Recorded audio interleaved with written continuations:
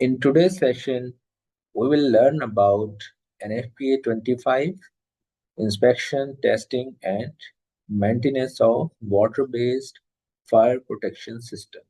We'll uncover how NFPA 25 helps us to ensure that sprinklers, standpipes, and fire pumps are not just installed but remain fully reliable throughout their service life.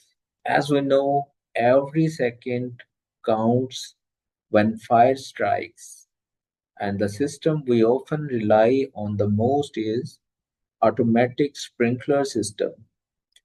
But here is the question: will it actually work when it's needed the most?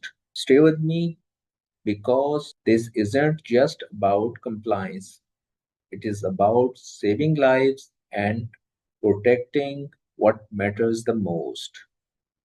Let's move on to today's session. NFPA 25 is not a design code. It does not tell you how to install systems. Instead, it sets the minimum requirements for keeping them effective over time. Think of it as a health check for your fire protection system. Regular inspections, test, and maintenance that ensures the system responds instantly when fire breaks out. It applies to all water-based fire protection system, wet pipe, dry pipe, deluge, reaction, standpipes, fire pumps, water supplies, water mist system, and foam-based system. What is the inspection? A simple visual check like does everything look right or is it intact? What is the testing? A performance check of the system like flowing water, running a pump, tripping a valve. What is the maintenance? The maintenance of the system is the real work like cleaning, repairing, or replacing the parts to keep the system alive. These three pillars, inspection, testing, and maintenance, form the backbone of NFPA 25. The purpose of NFPA 25 is crystal clear: to maintain operational reliability. It ensures the system will perform when called upon, identifies damage before it becomes catastrophic, and keeps owner accountable. Because a fire sprinkler that looks fine but fails to operate isn't just useless, it's deadly.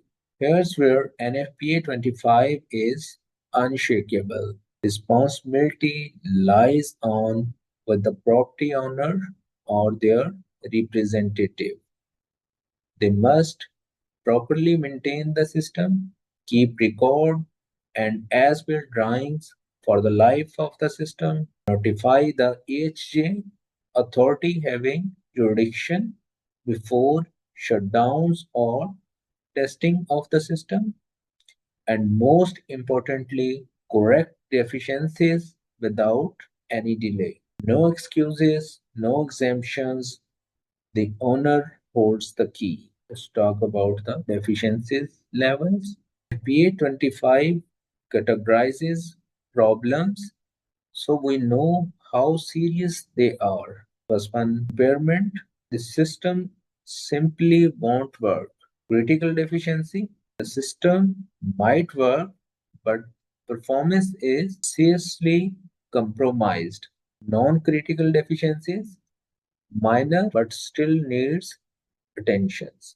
Remember, even a single painted sprinkler can render it inoperable.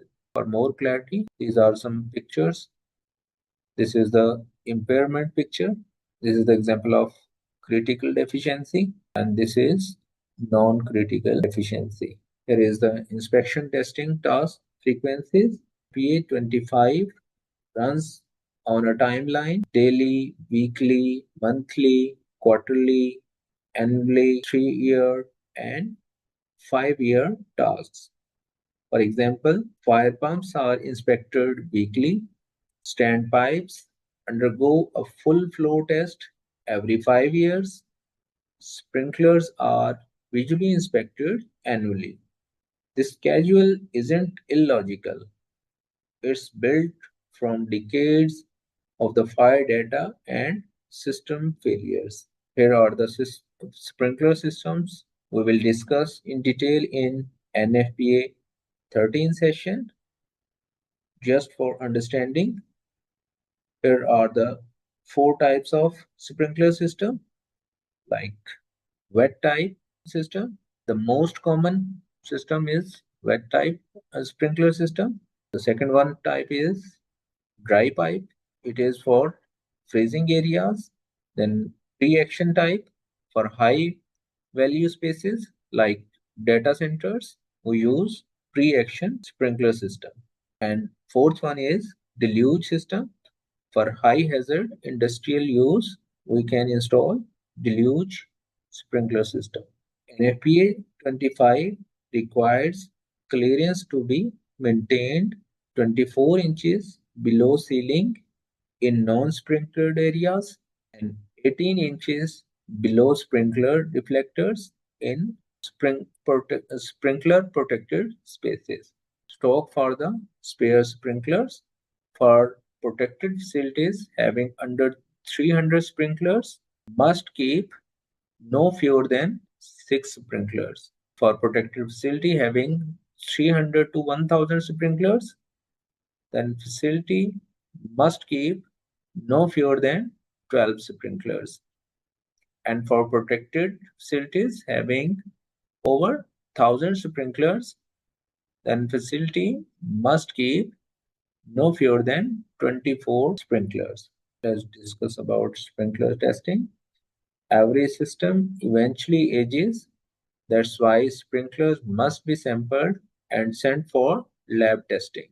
It's a plunge test. Through the plunge test, sprinklers are exposed to high heat and airflow to ensure they activate within the required time. Fail one, then every sprinkler present must be replaced. 1% or at least 4 sprinklers, whichever is greater. Standpipe and hose system saves lives in tall building. NFPA 25 defines three types of standpipe system. Class 1 for firefighters with 2.5 inches outlets. Class 2 for trained staff with 1.5 inches hoses. Class 3 a combination of both 2.5 and 1.5 inches hose. And every 5 years, they must pass a full flow test to prove performance. Fire pumps are the muscles of water-based fire protection system. PA 25 requires weekly inspection of the fire pump rooms, gauges, and valves. Here are the four main types of fire pumps, like horizontal split case, vertical inline and suction pumps, vertical turbine. We will discuss in detail in our NFPA 20 session. For diesel pumps, tanks must always be at least two-thirds full and fuel quality maintained by removing the bottom layer annually. No flow and full flow test ensure the pump doesn't just start but that it performs under demand. PA 25 isn't just a book of rules, it is a commitment to readiness. Every inspection, every test, every maintenance action is a promise that when fire break out, protection will be there. As a safety professional, as building owner, as inspector, the responsibility is ours to keep the system alive. Thank you for joining this NFPA training session. Until next time, stay safe, stay compliant, and remember fire protection only works if we make sure it works.